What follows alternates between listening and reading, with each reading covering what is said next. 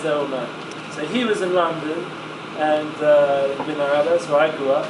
But I brought that whole concept here in Israel. The whole street culture, the youth culture, everyone is, based, especially American timing and things like that. I saw that there's a whole nightlife, there's a whole world at night time. And I wanted to make sure that the kids, the guys in the school, have a music program. And I needed a studio, so I get a call from my dad, go meet this guy in Tel Aviv. So, I don't know, at that time I wasn't so used to traveling around Israel. I was more stuck in Yerushalayim and all the schools I was working in.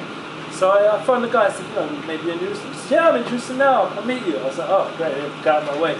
So I went and met him, and he hands me his credit card and says, take as much money as you want. And why would a guy do that? Yeah, I just met him for the first time. Obviously my dad has a relationship, but what gives him the ability to be so kind? So this is what blew my mind away. The whole chain of events. So my family grew up in London. Now we're getting to my family system.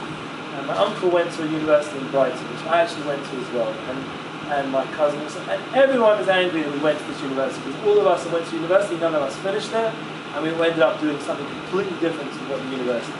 My uncle was doing pharmacy, and he ended up becoming one of the world famous promoter, did the biggest events in history, and that's my father's also involved in the same business with the promotions and the merchandise. They just hosted the Olympics now in London, and they did the Jubilee, and big stuff, like the biggest names you can imagine, Pink Floyd, Led Zeppelin, Rolling Stones. And I'm thinking about their early days, like when their first shows around England, when they would used to charge 20, 50p to get in. Now they charge $200, but 20, 50p just to walk in the door.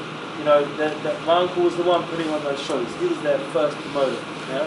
So he ended up going in that whole scene from university. So I went to university and ended up coming, like where I am in Eretz Yisrael and the religious lifestyle. So that was interesting. But now listen to this. Led Zeppelin hadn't got together for years. You all know the story about Led Zeppelin.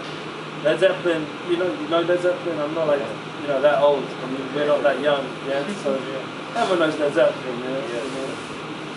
Basically, you all know this, the famous songs. Anyway, so they needed to get back together again, and that's not such an easy thing. I can tell you some funny stories from my father. He remembers when he used to go on tour with them. Their manager's like a crazy guy. He's not going to watch this, so I'm fine with it. Peter, whatever his name was. So he